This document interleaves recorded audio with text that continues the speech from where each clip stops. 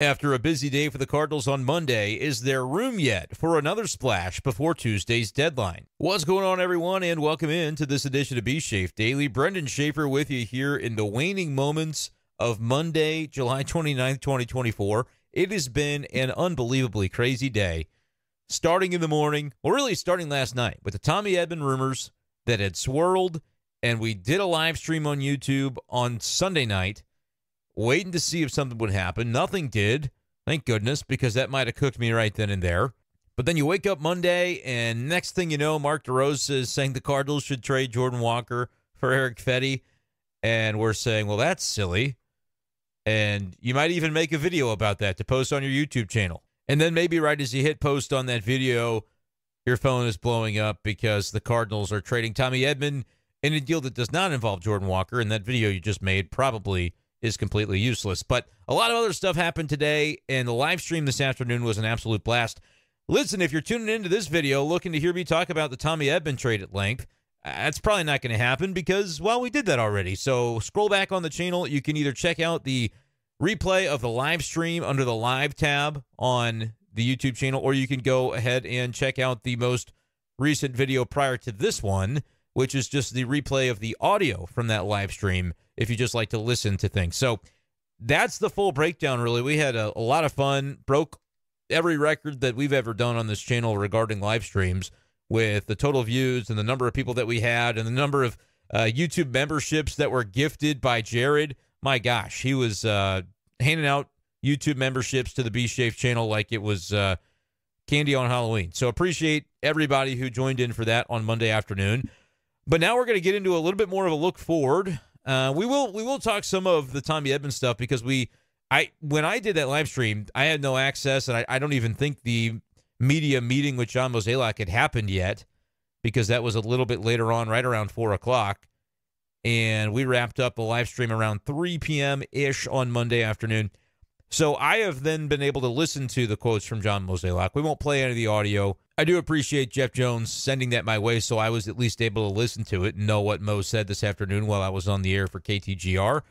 But we'll talk about some of the things we may have already assumed, maybe give a little bit more background so folks can understand where the Cardinals were coming from with this trade. And we'll also talk about Monday night's game. The Cardinals lose, obviously, 6-3 to the Rangers, defending champs in town. And Andre Pallante may be making his last start for a little while because if you can do some quick math, Cardinals had 5 starters. They added 1. 6 minus 5 equals 1, so there's 1 left over. And the leftover very well may be Andre Pallante. Didn't pitch badly on Monday night, but I honestly, if you listen to John Mozeliak from this afternoon, it may not be all that relevant how Pallante pitched. I think the Cardinals might be looking for the sort of the easy way out on this one. And even though Pallante has been statistically their best starter since May 29th when Pallante joined the rotation, that's a full 2 months at this point, I think he is destined for the bullpen. Or, I mean, the bullpen, maybe it's Memphis. I don't really know, honestly, how it plays out. And it could depend on what happens over the next 17 hours or whatever it is between now and the trade deadline, 5 p.m. Central on Tuesday. But I wouldn't be surprised to see if Andre Pallante is out of the rotation, at least for the time being. But again, that doesn't make it the worst thing in the world to grab Eric Fedde and to push Pallante into a spot that he really doesn't deserve to be in. And again, you can maybe make the case that he's better than Lance Lynn, right? He's been better than Sonny Gray, been better than Kyle Gibson, but you're not benching those other guys. For just lack of a better way to phrase it, seniority is going to play, contracts are going to play. I am not saying that is the most just thing the world has ever seen, but we kind of know how these things tend to go. I do feel for Pallante because I think he's given his all in this role for 2 months, and he's been very good at it. And tonight wasn't his best start. Talk a little bit about the postgame with Pallante, and I think you could kind of see it and hear it in his voice a little bit. We might play some audio from him about maybe the fact that he knows, that he can only control what he can control, but there's also another starter coming, and he was the guy that was kind of filling in. So for as much as the Cardinals are praising how Pallante has taken hold of this spot and taken ownership of this spot, Cardinals might be ready to take it away from him. And that puts you in such a tough spot covering this thing because I simultaneously think the Cardinals needed to add another starter so that they, not only for 2025, I think that's the primary benefit of Fedde, but also I think Eric Fedde can help him down the stretch this year. But the fact that if an injury should happen in mid-August, you can't do anything about it anymore. And the Cardinals can do something about it now and get out in front of it, which is frankly what we had said, dating all the way back to February, that they should think about doing. And so now that they're doing it, I can't turn around and say, well, that's the wrong decision because Pallante doesn't deserve to get benched. He doesn't. But I also think I understand the Cardinals' perspective of like, look, man, we're not going to get a chance to redo this if mid-August arrives or September 1st comes and we lose one of our starters. They're going to be able to rest a little easier if and when that should happen.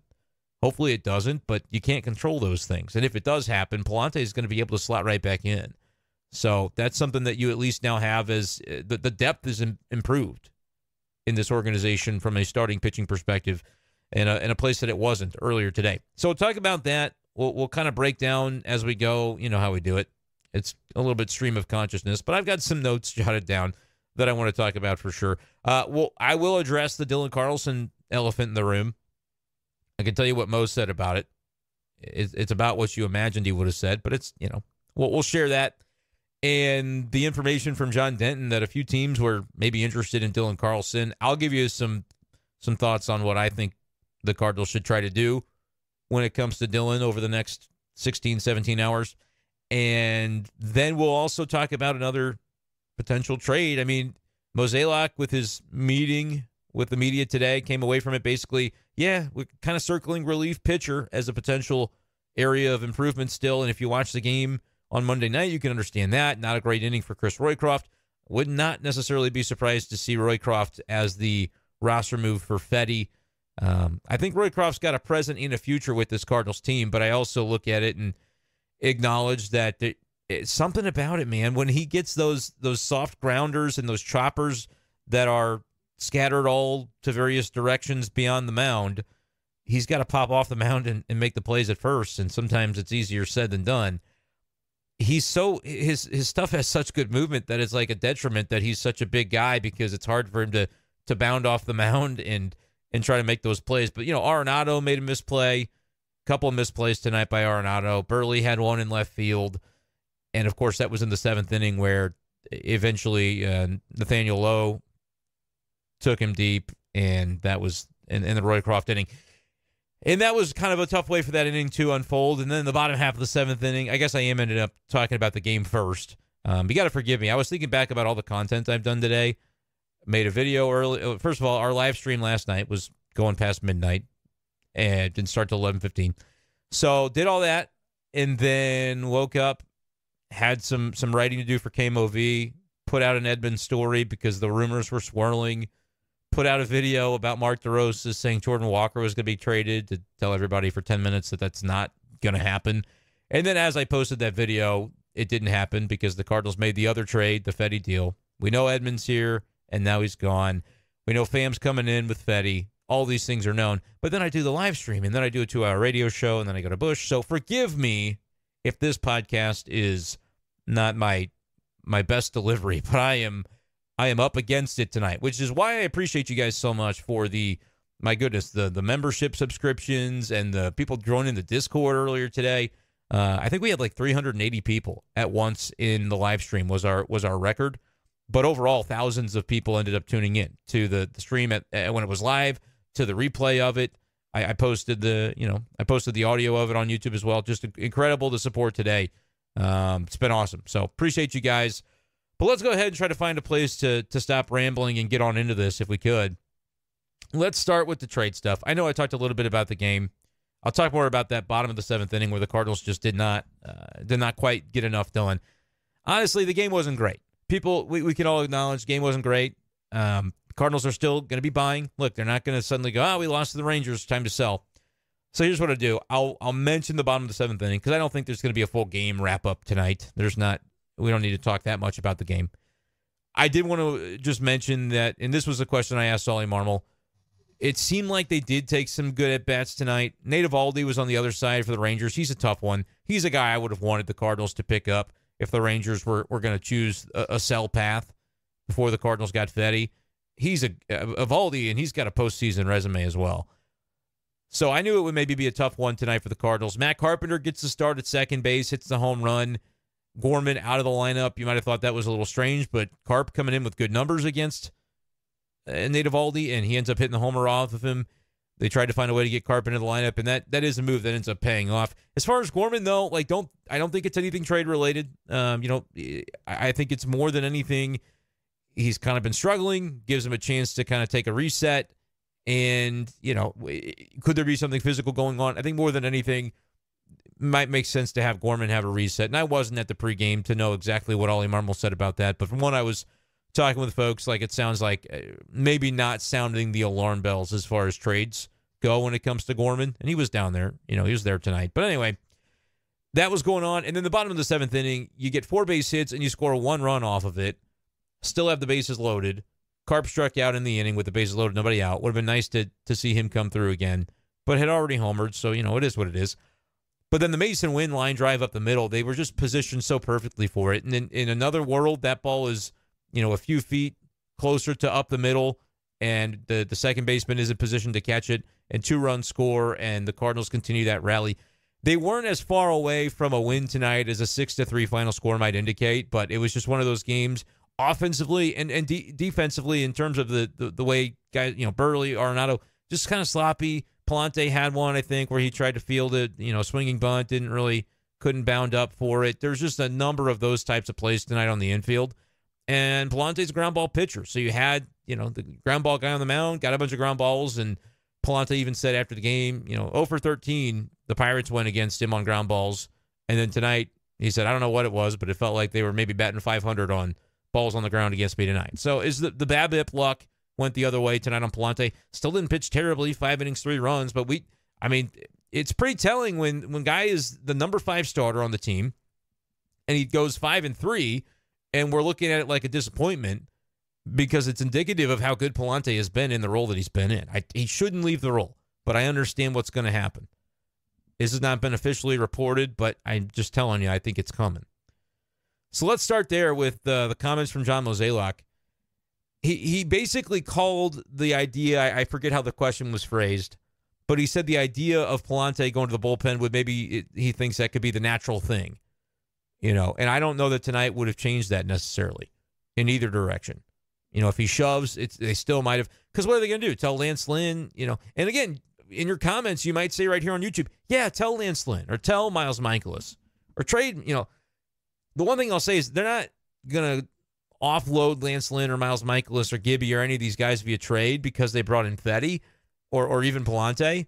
I think they're going to say, finally, we have a 6th starter that, even if it's somebody that's got to reside in our big league bullpen, we know that if it's Pallante that goes out, when he comes back in, because it very well could happen at some point, he's going to be someone that we know we can trust because he's demonstrated over 2 months that he can handle it. And if I may, I don't know how that's going to go because Pallante, I think, is not a great fit for the bullpen because this is not only because of this reason, but he's been open about feeling like he is better suited to a starting role where he can get into a rhythm, keep that rhythm. And I honestly agree with him, having watched him for the last few years.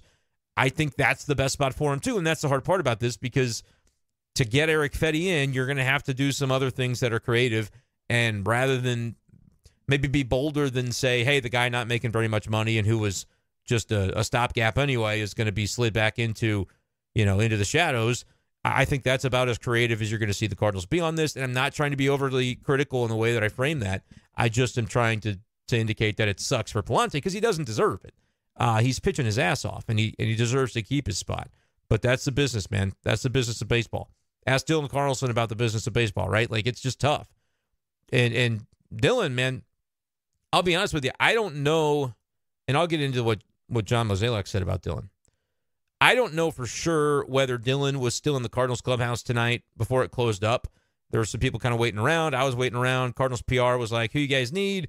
And Carp had left. Okay. It just seemed like it was kind of dying down, and I didn't need to be there till the last dog died tonight. So I stepped out. But if anybody was in there that maybe did get Dylan, you'll probably read an exclusive from that writer because it would have been, I got my money's on JD. If it's going to be out there, I think John Denton's going to have it. But I frankly don't know if Dylan was in there. I didn't ask around to find out after I left. However, John Denton had some quotes from Dylan from that honestly I think he got these quotes from before the trade of Edman, Pham, and Fedde even happened, which is kind of interesting. And I do regret not being able to be in the clubhouse this afternoon for, to see Tommy Edman off, because the media got to meet with him, which is cool of Tommy to do. Jordan Montgomery did the same thing last year, where he wasn't obligated to talk, but he had been traded, and Monty said, "Yeah, I'll talk to you guys." And Tommy's that kind of guy too. So you're definitely gonna miss Tommy Edman. And like I said, it was kind of a bummer that because I do that radio show, I wasn't able to be there for that. But I wanted to grab the quotes from John Denton's the Twitter thread on Dylan Carlson. He basically asked him about, the notion of a fresh start. And Dylan said, quote, "I've never experienced one because I've been here with this organization since I was 17. Really, it's all I've ever known. But look, I think there's something to it. Going somewhere new and experiencing new things, it could open up a new way of thinking, a new way of playing, and it could unlock what you need to unlock. It's something that's real for some guys." So I think that from what JD told me, John Denton, I talked to him about this tonight. He said Dylan was great, in terms of talking with him about knowing the deal, and he kind of knows the way that this is playing out and doesn't have to be happy about it, but he knows the business. And honestly, if I had to guess, there's probably a little inkling in the back of Dylan's mind that's like, could be relief to be traded, because at this point he knows he's on the outs in this organization for a lot of reasons, but like the numbers, right? Like this season, his performance has not dictated more playing time, and so that's just kind of where it's at. I think it's a natural end, a natural progression. It's unfortunate. You really do think back and wonder what might have happened, what might have been if he had not collided with Jordan Walker. Maybe for both guys, but especially for Dylan, because he was actually injured and on the IL to begin the season because of that. At the very end there of spring training, Dylan was surging at the end of spring. And so to have that just fluke thing happen and then the rest of his season to go the way that it's gone, who knows the butterfly effect of that. But I think Dylan knows the deal and knows what could probably be coming here. And I am hopeful for Dylan to get traded within the next 16, 17 hours, because if he doesn't, frankly, he's going to spend the next 2 months at AAA Memphis. And I don't know what he's going to get out of that as a guy who's been. And look, it's not to say that anybody should be too good for it or, that he's above being sent down to work on his craft. But I think he'd be better suited to getting on the Angels, getting on the Nationals. Washington, they traded Lane Thomas to the Guardians today. The Guardians were one of the teams that John Denton had reported was interested in Dylan Carlson. So they filled that need, which leaves you the Nationals and White Sox, the Nationals and Angels remaining. And if you're talking about Angels, I'm looking at two names. And I don't know that Dylan's got the value to pull either of these guys, but you could always throw a prospect. You can throw a pitching prospect from AAA in with Dylan Carlson to make something happen. Reed Detmers would be the top of my list. Starting pitcher, former high-round pick. I believe he was in that 2020 MLB draft by the Angels and has had some good years, has certainly the swing and miss pedigree, has not performed this year, and I frankly don't know the details of, has he been injured? I don't really know, but I looked at the numbers. ERA over 6 in the big leagues, ERA over 6 in AAA. Could be more of a reclamation project, and you could question whether the Cardinals have the coaching staff to reclaim a guy's career. It's not like Dave Duncan's, walking through that door, but I like Reed Detmers historically as a fantasy baseball guy. I was always hot to trot for him. He was also the only guy that I've ever pulled an autographed card from in an online break. If the people that do trading cards understand baseball cards, like the breaks were a big thing around that, 2020, 2021. And so I got into a couple. And one time I was randomly assigned the Angels, and that was the autographed card that popped out. It was Reed Detmers. So I sold that thing, though. I got my money. I took my money and ran. I think I made, $80 on the card or something. So I don't know. I kept it for a while. It was a cool card. But then I was like, I don't know. I don't know if this guy's going to really pan out like that. So let's cash in. But I think for the Cardinals, man, that would be a guy who's a cost controlled starter if he ends up kind of finding his way back. The other name, though, old friend, Luis Garcia, is, I think, 37 years old, but he's in that bullpen and pitching pretty well recently. Looked up his stats earlier today, and I think he would be a very viable target for the Cardinals. He familiar with the Cardinals, was a nice piece for them back in 2021 during that playoff run. That was a guy that they brought in mid-year, if I'm recalling correctly, and he just really, thrived. Really did a nice job. And looking at his recent numbers, I mean, he's been damn good for the last month and a half or so. I'm going to pick an arbitrary endpoint, and I don't know if he pitched tonight, but I'm looking Baseball Reference. I'm going to pick June 15th to July 28th for Luis Garcia. 15 and 2/3 innings, a 1.15 ERA. Pretty good stuff. And most recently, he's gone since July 12th without giving up a run. That's a run of like 6 or 7 appearances in a row. So Luis Garcia for Dylan Carlson, I would slam yes on that one from the Cardinals. Look, again, the way I view this, and it's kind of confusing to me when some Cardinals fans are like, no, that's not enough for Carlson. You know, they wouldn't trade him for Soto. Like, all right, live in the present, live where we're at. Meet you where you're at, okay? The Cardinals need to get Dylan off the active roster tomorrow before first pitch because Tommy Pham's going to be at Busch and he's going to be on that roster. There are 2 ways you can do this. You can trade him or you can send him to AAA. I would rather just see the Cardinals trade him because if you send him to AAA, you're going to get nothing out of him the rest of the year, right? They wouldn't be bringing him back. I think if there was a situation where he was chilling down in Memphis and the Cardinals needed an outfielder later on in the year, they would be adding Matt Koperniak to the 40-man to bring him up over bringing Dylan back. To me, that's how much the situation has devolved into. I think everybody needs a fresh start. Everybody needs a clean break. So that's where I'm at on it. Just my perspective from what I understand of, just the way this has gone down. I would be looking for Dylan to just get a fresh start. Nobody's fault. It just is what it is. And maybe secondary to that is the notion of, well, what did the Cardinals get back? Now, they're running a business. They're not running a charity, so they don't need to send him off for his health. I understand that. But I think it could help the kid to get sent somewhere where he can play. And if the Angels are interested, if the Nationals are interested, look, from Washington, maybe and again, I don't know how many relievers or what their contracts are and everything, but like Dylan Floro, they've got a few veteran relievers that are making a little money and frankly don't need to be on the Nationals down the stretch this year. So if any of those guys are rentals, might make sense to take a flyer on Dylan. He can slot right into the Lane Thomas spot of their outfield alignment, and maybe he finds a fresh start and can play freely and can play confidently. That's something that could happen. But I definitely do think Detmers would be a fun one if the Cardinals could find a way. And like I said, I'd give up a AAA prospect or two to make that happen because I think the upside of Detmers is still there. So I guess because of the stream of consciousness way that I have done this, I will find the Mo quote on Dylan, give that to you now. So he was asked, all right, so basically Dylan Carlson, what does this trade mean for him? Tommy Pham comes in, what happens to DC? And Mo said, obviously right now, he's still one of our outfielders. But clearly, we're going to have some roster crunch at some point. He wasn't laughing when he said it, but to me, it's hard not to. And so we'll use the next 20 hours or 24 hours to see what happens. But still part of our organization right now, and we'll see where that goes. So that was the thoughts from John Mozeliak on Dylan Carlson. Like I said, not trying to make light of it. It just is what it is. There is no spite in it anymore. That's the situation. I would like to see him traded because I think it could be the best for all parties. That's got to suck, man. If you're Dylan, you're like, all right, they trade for Tommy Pham. I can see the writing on the wall. He's probably been able to see that writing for a lot longer than just this weekend, though. So I feel like if it could just be something they get done, and heck, if they can get a bullpen piece for Dylan, all the better. But I just don't know what the valuation is going to be of him at this point in time by the teams around the league. So we'll see. I want to double back to something about Pallante. As I was mentioning the notion of, I'm getting the vibe that he's going to be the guy that ends up moving to the bullpen.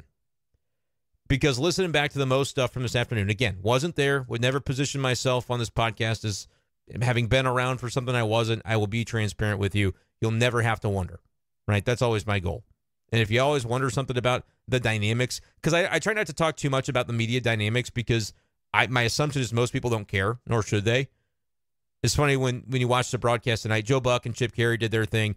That was awesome, by the way. Love to see the replay that we always seem to see the video of Jack Buck doing the 7th inning stretch at Wrigley, where he starts with the Cubs hat, he rips it off, puts a Cardinal hat on, and puts on a grand performance. I never noticed in the background of that video, I've seen it 100 times, I never noticed that it's a young Chip Carey with a headset on standing behind Jack Buck in that video.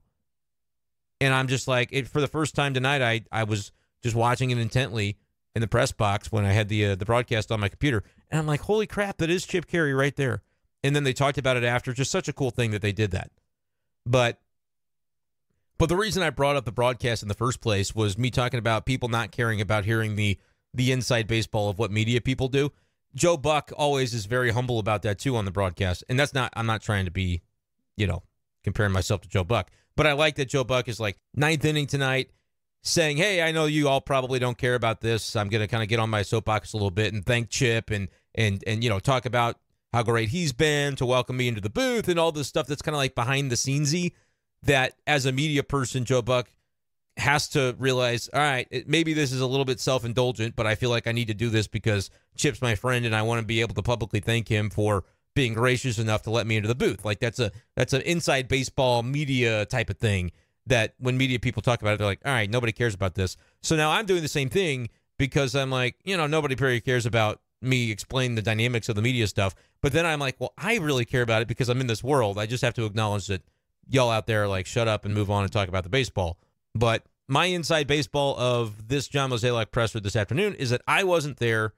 Just wanted to keep that on the record. But Hochman was, Benjamin Hochman, and I heard him ask Mo, sort of just basically saying, like Pallante statistically has been like not even on the line for somebody that you would think would be taken out of the rotation. So is it kind of interesting that the default seems to be, and I'm very much paraphrasing, this is not Hochman's quotes, but that basically it sounded like you're defaulting to saying, well, Pallante would be the natural guy to potentially move back to the bullpen. And Mo kind of pushed back on it, and he said, I didn't say he was the guy. I said it's likely that he would be. So I think we'll just kind of let this play out, see where everybody's at. That's what Mo said. But I thought very valid by Hochman because, we can all read between the lines. Andre Pallante can clearly read between the lines based on, the way that his post game went tonight. And I'll try to find the clip here where Pallante was asked about, hey, you're not immune to this. You kind of see what we see. What's it have you feeling like when, you've been praised for how you've taken command of this starting role, but then you turn around and suddenly it seems like you might be on the outs. So I was able to find this clip from Andre Pallante in my recorder here from postgame, where you'll hear the question asked of, obviously no secret that the Cardinals added a starter. How do you think that'll affect you? I believe it's John Denton that asked the question.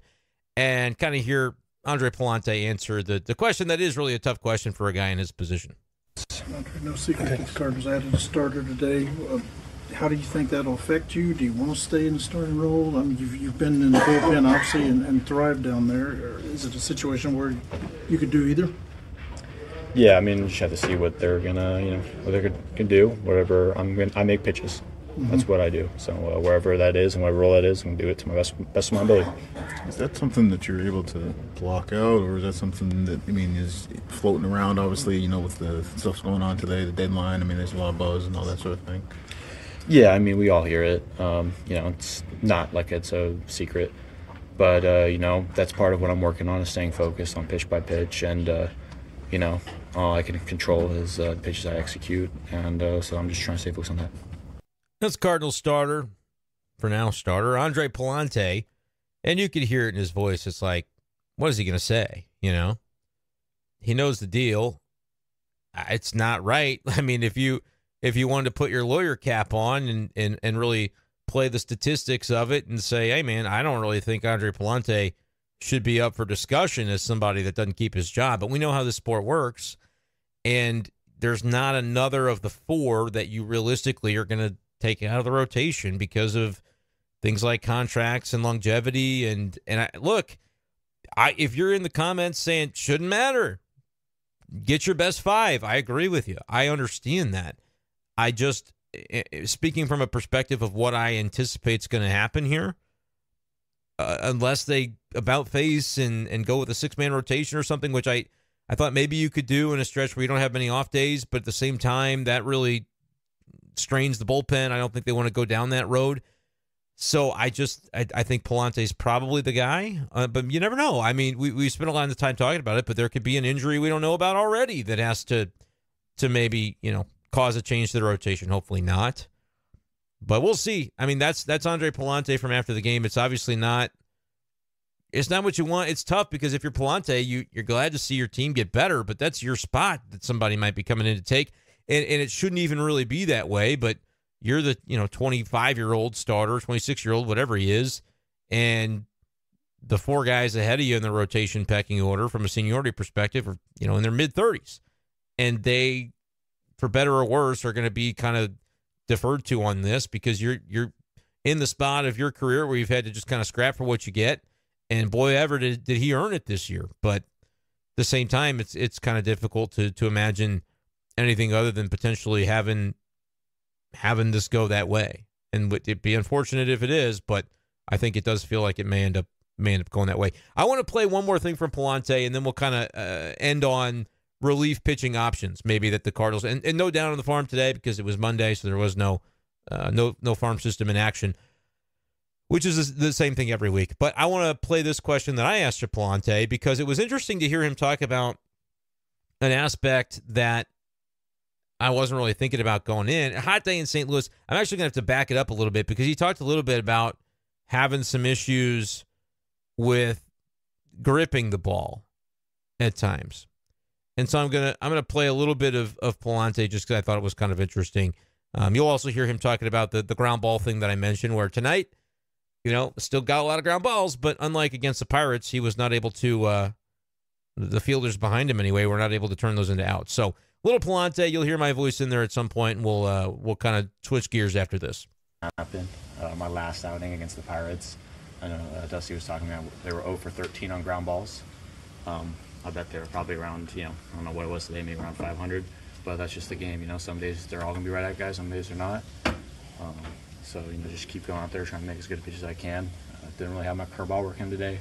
Kind of, wasn't very good. I only executed one. That was the one that guy got a single back up the middle on. Definitely got some room to improve. That's part of pitching, though, right? You figure out what you have and adjust on the fly, right? Yeah, I felt like my two-seam in the first inning, I was throwing it up at the backside. Those were the 2 fastballs that went way up there. It's just slipping out of my hand. Hot day like this, I'm not a guy that uses rosin. I never really have, just, growing up in places, playing places that didn't really need it. So that might be something I need to work on, just get ready for when things get hot like this and you start sweating out there. But yeah, stuff like that's going to happen. Does that change at all with grip on particular pitches like the two-seam, or is that just kind of a general feel as far as the rosin and noticing that? Just a feel. When the ball slips out of your hand like that, it's hard to finish a pitch and trust the pitch when it could just fly right out at any moment. So yeah, I think that's that cost me about 7 or 8 pitches. I think I just completely wasted because they were up above guys' heads. So I was curious about that because when he was talking about doesn't use rosin, which my gosh, I cannot relate to that at all because my hands just sweat like crazy when I'm doing sports and stuff. Like bowling is the big thing that in bowling you have rosin, kind of like a pitcher would, but you can understand. And for people who are like, what do you mean bowling? You just kind of pick up the ball and you throw it. But when you bowl for the sport of bowling more so than just going out for fun and drinking beer with your buddies, bowling in a weekly league and like a custom, your custom bowling ball and everything like I have, you use that air, that little air that comes out of the ball return. I use that because I need to kind of keep my hand dry, and my hands just get so clammy. Like even talking about it right now, my hands are perfectly dry, but I bet in 10 seconds that was always like the party trick. This is so gross, but it's true that people would be like, yeah, your hands could just get clammy if you start thinking about it. And now it's like, it's a brain mechanism thing. Anyway, more information than you needed about me, but evidently Andre Pallante doesn't deal with that until he did tonight. When he said he doesn't use rosin, I'm like, I can't fathom that. In disc golf, same thing. You got to have a grip, but he just never has needed it, right? Pallante, he grew up in California, right? Correct me if I'm wrong. Yeah, California. So not really humidity out there, but he's pitched in St. Louis heat before, and that's why I thought it was interesting that he said that it was, an issue that he had, 7 or 8 pitches that he kind of wasted as a result of it. And that's why I asked him, is that the two-seam? Because he hasn't really historically thrown as much of the two-seam. That's something that he's worked on this year. He talked again about it tonight. Trying to be better against right-handed batters has really been his whole thing. And that's something he has made strides on this year. And the two-seam has been part of that. But I wonder if because of that pitch grip? Is that more susceptible for whatever reason when the ball's getting a little bit, when it's getting hot and humid out there, that maybe that pitch was a problem for him tonight? And there were a couple that he kind of like sailed way up over the, the head of the batter, really. I mean, I think one went to the backstop in the first inning. But that was something that I thought was a little bit interesting, and so maybe he'll come up with a solution for that next time. But yeah, the fact that it has not really seemingly ever been a problem for him to not use rosin, and maybe it is the two-seam. So something to keep an eye on there, perhaps, as he continues to try and bear down against right-handed batters, which, again, I think he's done a better job of recently. Let me kind of circle back. I said I was going to get into relief pitching options, and I will, but real quickly circling back more to John Mozeliak and what he had to say about how this trade came together. Basically, he said, and I'm going to try to paraphrase through this to get the info out there, that the way it all kind of started was they touched base with Chicago about Fedde. They were looking at it like swap some prospects, and the Cardinals are like, we don't have any, and or any that we want to give up because we like where our farm system is starting to get back to a point of strength in their opinion. And so I think that Mo explained it that Chicago White Sox actually was in contact with the Dodgers, and they're like, well, could you get Edman from the Cardinals, and then we could give you the prospects. And so that kind of was how they facilitated the three-team trade. The Dodgers wanted Edman. The White Sox knew the Cardinals didn't really have the prospects to give, but that they were willing to trade Tommy Edman. And so you might have heard the quote from Mo where he said, we had the Edman for Fedde part done, but it was never going to be that the White Sox were getting Edman because they had no use for him. They just knew that they were feeling each other out on what exactly everybody was hoping to accomplish. Dodgers wanted Edman. Cardinals wanted Fedde. White Sox and Dodgers needed to discuss how to get the rest of it to work. And the Cardinals also said, hey, we want Tommy Pham as part of that. And the way I heard Mo describe it with Mike Claiborne on KMOX as I drove into the stadium was basically they're talking with the White Sox, and I may be misphrasing this, but it was kind of funny. It struck me on the radio where Mo was explaining that as they're talking with the White Sox, and it comes to be that, we want Tommy Pham, and they're kind of thinking, well, but why? Because you've got these outfielders and you've got Tommy Edman coming back. Well, Edman, they were thinking, okay, he can go to L.A. So they just kind of all had to have their various discussions, and I think that's why it took a lot of time to be able to get it parsed out and the details of that prospect package, that eventually the Dodgers give a bunch of them to the White Sox. And man, it's always fun to deal with the White Sox. We're kind of laughing in the press box because evidently one of the prospects the White Sox got from the Dodgers has a broken leg or something, and he's not playing for the rest of the year. And then you see that trade of who was it? Kikuchi that went to the Astros, and the package Houston gave up for him. It's like Fedde's been better than him, and that package was huge compared to the Cardinals basically giving up Tommy Edman. And the other thing that I should double back to mention is that we didn't know about Oliver Gonzalez when we did the live stream on Monday afternoon. The Cardinals actually did technically give up a prospect in this trade, but he's a 17-year-old pitcher from the Dominican Summer League. Has never been in the United States, I don't think, as part of the Cardinals organization. He's just, in the Dominican, but has a 4.2 ERA and whatever. It doesn't matter. He's 17 years old. So if he wins the Cy Young for the Dodgers, that's the one thing that maybe you feel a little bit skeevy about. Is like, well, if the Dodgers are asking for this 17-year-old, what do they know? And why do they want him? So, yeah, the 2035 Cy Young winner was technically involved in this trade, but it's not something you're going to have to worry about for a while. So if Oliver Gonzalez, that'll be the funniest thing, though, if Oliver Gonzalez does become a stud for the Dodgers. All I'll be able to do is laugh. Cardinals fans, you might get mad about it. I get it. To me, it would just be downright hysterical. And then there's the Tommy Pham part of the trade, as Mozeliak explained. And again, the Cardinals not really comfortable with giving the prospects. They knew they wanted Fedde, kind of wanted Pham. Wanting Pham is partially because they knew they were going to be willing to trade Edman. And by the way, this is just me speculating. I wasn't there to ask Mo this question, but I would have to guess that the reason Tommy Edman has been DHing only and not playing every day in Double-A is because this was in the offing. They had to not risk his health. But that had to be kind of a very interesting, I would totally watch an ESPN 30 for 30 or a full documentary on this trade, because I think it would be so interesting to get the inside scoop of how it came to be, which Mo, he told people what was going on, but it's just so fascinating to me that okay, you have Tommy Edman. It's been 4 months after you were supposed to have him back because he was supposed to be back in spring. Originally, that was the timeline, and then there kept being setbacks, And then they have him ready to go, and he sprains his ankle, and you're like, you got to be kidding me.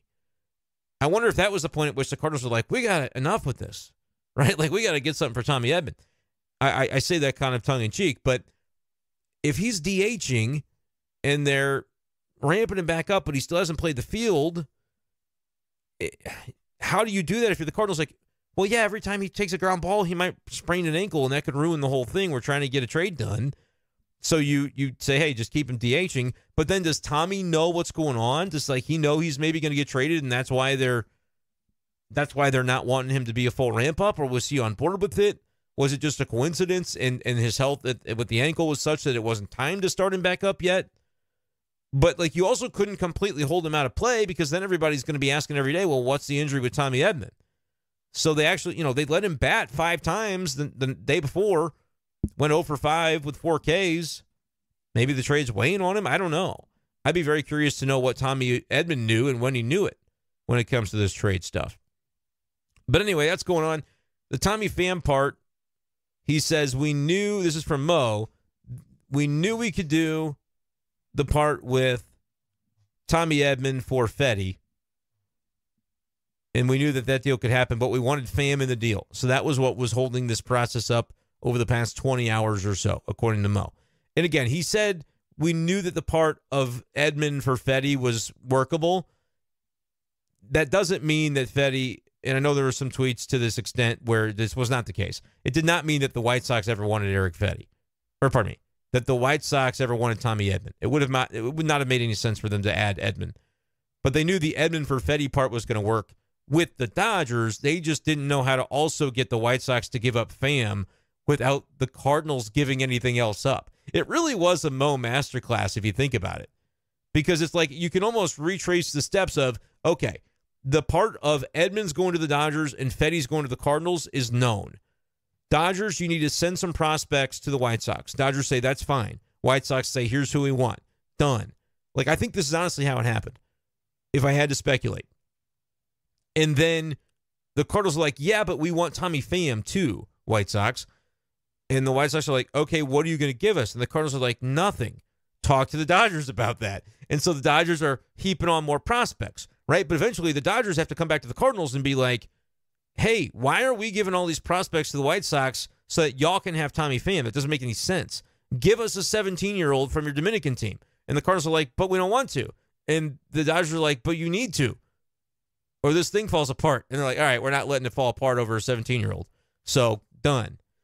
Honest to God, I think that's how it went down. If I just, freewheel spitballing, speculating, and connecting some dots from hearing what Mo said this afternoon, it feels like that's somewhat close. And then the Cardinals, of course, getting some cash kicked in from somehow both teams. The White Sox are sending cash to the Cardinals, and the Dodgers are either sending a player to be named later or cash to the Cardinals. So the Oliver Gonzalez is the one part we didn't know about. But that sounds like exactly what happened in this trade, if I had to guess. Mo said last night we sort of squint and see a way to do it, and ultimately this morning they really knew that it was going to happen once they figured out what everybody wanted, what everybody needed, and then they got the deal done. So kind of crazy, a very compelling trade, man. I just so intrigued by the way that this played out. So the Cardinals do that, and now the question is, what's next? Well, Dylan Carlson's next. He's either going to be traded or sent to AAA on Tuesday. That's just a fact. He won't be on the active roster come game time on Tuesday unless Tommy Pham's bus is late or something. So that's number one. Number two, I feel like the Cardinals are in a spot where they could still add relief pitching help, right? Roycroft didn't have a great game tonight, so we'll see what ends up happening here.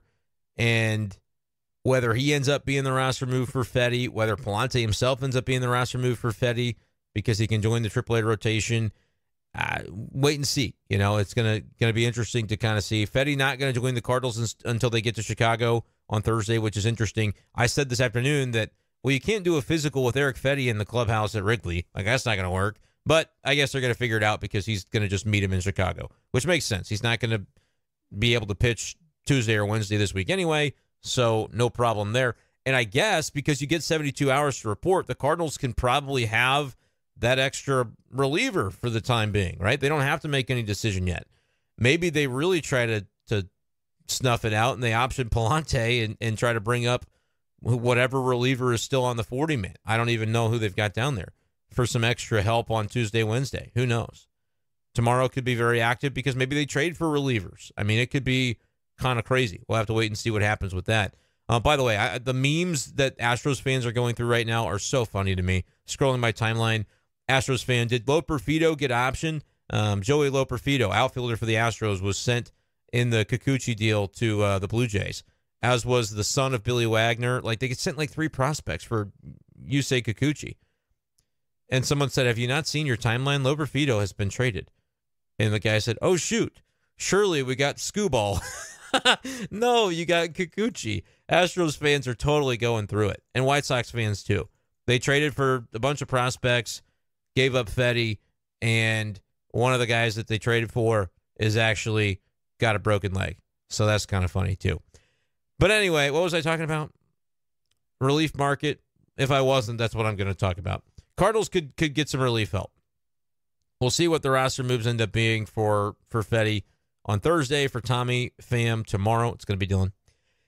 And then relief pitching help. What could the Cardinals go get? I would say if you're going to trade Dylan for somebody, and the 2 teams that John Denton had reported might be interested in D.C. would be the Angels and the Nats. I would look at Detmers, and I would look at Luis Garcia, old friend from the Angels. He's like a 3.79 ERA. Pitching well recently. From the Nationals, Dylan Floro, whoever else. I don't know. I'm not going to go through the whole bullpen, but there may be somebody there that you could potentially grab, especially if they're making a little bit of money. Cardinals have been cash neutral at worst so far, and probably at best they've saved a little money. So you can maybe add a couple mil in a reliever if it helps you, and you can dump Dylan to the Nationals, and he's getting money too. So he's probably still owed $750,000 or whatever it is the rest of the season. So you can be kind of cash neutral there as well.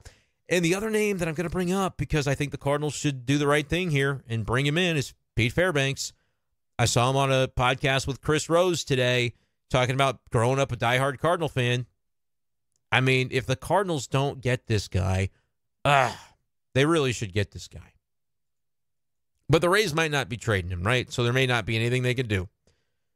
But I just think it would be so much freaking fun to get the St. Louis guy. I'm going to play a little clip from this that Chris Rose posted on his Twitter of Pete Fairbanks growing up as a big Cardinal fan. You were born in Milwaukee, grew up, though, in St. Louis. You must have grown up as a diehard Cardinal fan, right? Diehard. I don't think they breed anything but diehard Cardinals fans out there, for the most part. Who did you pretend to be? Early on, I was a catcher, right? So it was Matheny until 2004, and then it became Yachty. Once I started throwing hard, Jason Isringhausen, Carpenter, Wainwright, there was a Jason Mott kick for a little bit because he threw noise and was a former catcher. So that's just a little bit from Pete Fairbanks talking with Chris Rose. Just good stuff. Guy grew up a diehard Cardinal fan from St. Louis, went to school at Mizzou, and throws, as he said, Jason Mott throws noise. Pete Fairbanks throws noise. He's got a nasty slider. He's got a high velo fastball. The delivery is funky enough to be deceptive. I mean, he would be great out of this Cardinal bullpen. And he's not making a ton of money as far as, thinking about cost issues that the Cardinals should have those for next season. I think $4 million is what he'd cap out at, and then $7 million for the following year. Would be perfect to fit into the pen. I just don't think the Rays are going to trade him, but you never know. If the Cardinals haven't called, that would be malpractice in my opinion. But hey, I'm just on the sideline out here. It's all good. But that's a name that I would look at, and I would look at still Tanner Scott, man, of the Marlins, because if they're still selling, and look, I guess I should look because I've been talking here on this podcast for 40 minutes. Maybe some of these trades have already happened. Let's Twitter search Tanner Scott, make sure nothing crazy is going on. I'm also, just as like a precaution, I'm going to just take a quick peek at Jeff Passan's timeline before I wrap up this podcast. Because if he's not on it, then it's not happening, is kind of the way I look at it. And most recent tweet from Jeff is the Braves picking up Jorge Soler, who, again, it's kind of like time's a flat circle sort of thing. It's like, is Soler not on the Braves? No, okay, he's on the Giants. I mean, I knew that, right? Okay. Oh, and also Luke Jackson's going to the Braves in the trade. Is Luke Jackson not on the Braves already? It just kind of feels Time is a flat circle. Everybody's getting the band back together. Cardinals are bringing Pham back. Mo said at one point today, that's our man Pham. Just a complete mess of nobody knowing what's going on in the world. Tommy Pham's a Cardinal again. Cats are hanging out with dogs. Pandemonium. I don't know. Clearly, I'm delirious. All right, this is done. We're done here. Tomorrow's going to be crazy. If the Cardinals make another trade, I'll go live again during the day. But I need to go to sleep. I need to go sleep. So appreciate you guys who have supported like crazy. If you haven't joined the channel membership on YouTube yet and you want to, links in the description to the video. Thank you guys so much for all the support today, for listening, for tuning in, for liking the streams and all that good stuff. We'll talk to you next time on B-Schaeff Daily. Peace.